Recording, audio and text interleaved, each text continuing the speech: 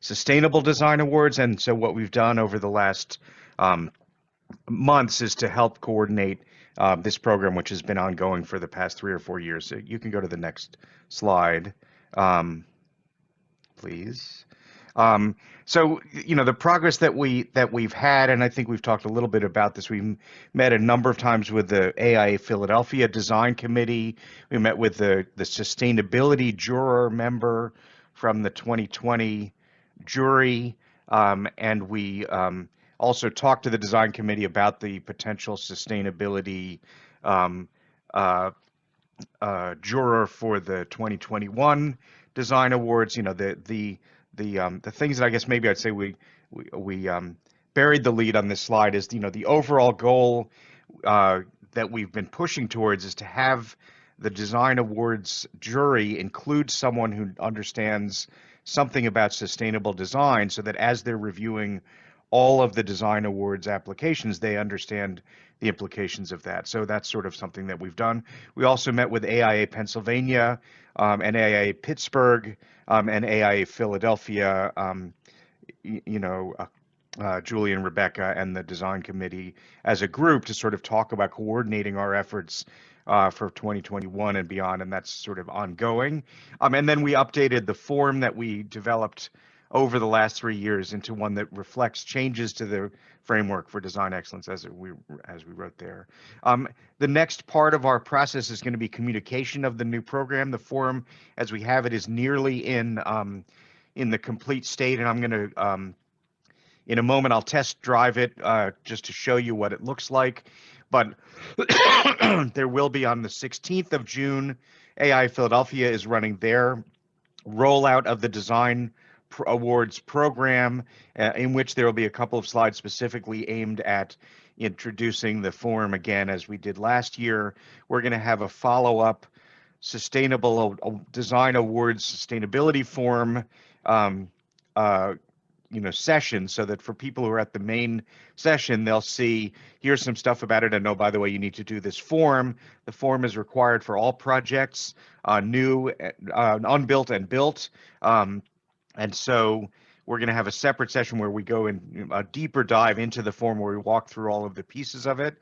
And then, as we did last year, we're going to hold some office hours in the late summer, near the end of for the procrastinators like me among the group, who will look at it and say, yeah. And then the week that it's due, they'll say, wait a minute, what the? So that's sort of the goal. We'll have that in August. Last year, we did that as sort of collaborative office hours between Pennsylvania and Philadelphia, because we used essentially the same form, with the exception being the logo.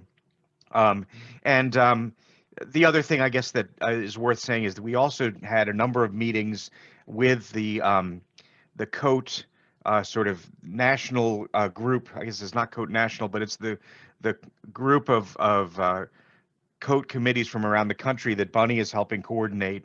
And we had one that was specifically about design awards, where we talked with folks from a number of cities who are using different forms. You can go to the next slide. The thing that I think is worth saying, and this was something that came out in our meeting with the design committee, is one of the things I think we want to be really clear about is the reason we're doing all of this is really to sort of help coordinate with what AIA National is doing, so we're not alone in advocating for sustainability to be part of the Design Awards program. I mean, the AIA, as we know, has made all sorts of commitments to the idea that climate action and environmental justice are integral to what we do as architects. So the idea that there's a separate award for being sustainable, as opposed to just as this being a part of how we decide which projects are award winning, is something we're working to overcome, and as is national. So this phrase that I sort of pulled out and emphasized, this comes from AIA national guidelines. While projects submitted do not need to address all the measures included. And one of the things I think we want to do to sort of demystify the form is to explain to people that we're not looking for every award-winning project to also be a COAT Top 10 award-winning project, but we want there to be, each project should be able to explain in what way they are doing certain sustainability things. And obviously, the intent will be, to the extent that any jury, you know, will be able to assess it. They will take that into consideration as they do many other factors. So I guess one of the things we want to say is, you know, our goal is that, you know, obviously if I were the sole juror, I would not award any project that's not sustainably focused. And we're hoping that the sustainability minded juror will think somewhat in that way. But in the end, it's sort of to say this is part of the overall process. So with that, if you want to let me share in my last 3 minutes, I'll just sort of show you the form for those of you who are not familiar with it. And, you know, talk a little bit about some of the changes. And Sherman, Brian, you can chime in and correct me if I'm missing things. But this is the overall form. It's the same as it was. We have on this area on over to the left, we have just sort of how-to information. We then have the, you know, the sort of it's like a litmus test graph that just says how much of these things that we're answering in each of the categories is, you know, in what percentage are we getting sort of a beneficial result. It's not a score, it's more of a snapshot so that you can see a project for which, you know, at the end of the form we've filled it out and this is what the graph looks like. We'll know that sustainability was not a big part of that, and a project for which, you know, like this one where there's something in some of them we'll see, and it'll just sort of help preface that. A couple of the changes that we made this year, as I mentioned, have to do with the feedback that we got from our juror from last year. And one of the things we did is we changed, you know, we changed a little bit the framework as the framework itself changed, you know, so there's some additional questions that are sort of focused on things that do that. But the other thing that we did is one of the things that we heard was that we have, you know, having a place in each category for some detail or description. You know, most of these are pull down menus, so it's very quick to fill out. Can you fill out the square footage? Can you enter some narrative information? Can you put in a number? But then there's a place for people to explain so that if there's a reason why this was particularly important or not, you can plug that in here.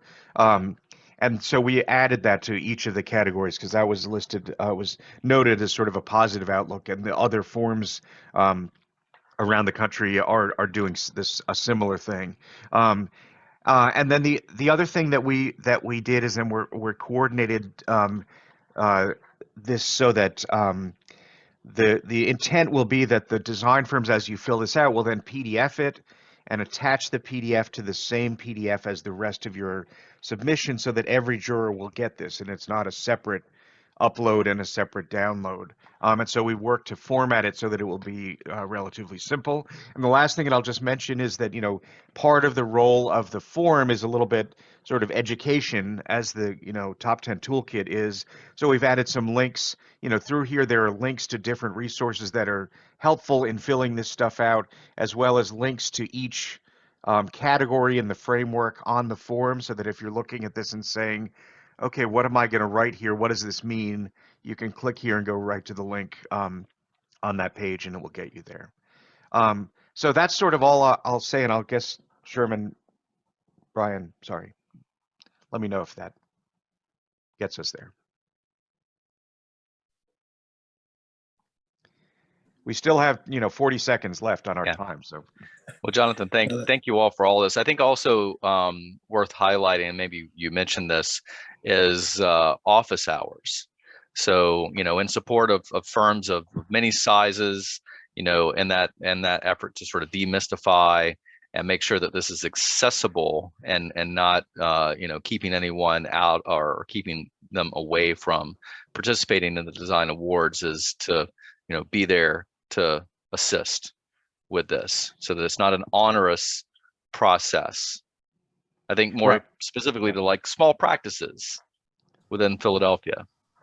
Yeah, absolutely. That's a really good point. And, you know, we do have those scheduled events that are not, well, they're not totally scheduled yet for the open office hours, but we also, yeah, I think the other thing that we intend to say is that, you know, we will as a group, or you know, one or more of us will meet with any firm that needs a little bit of guidance on how to do it. But the overall intention is that each of the pieces of the form is very easy to fill out.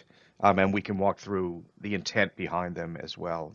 Yeah, I think when the design committee did an assessment of it um, before last year's design awards, and I think their sense was it didn't take a huge amount of time. It took an hour or so to fill out the information.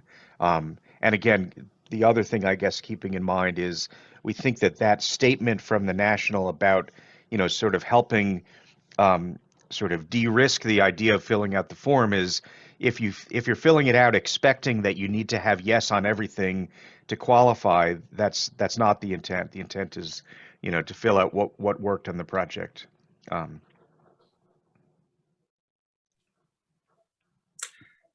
But only in 5 seconds, it's also to just get the framework in front of designers, architects, firms, just to help it become part of our culture at the AIA. Thanks.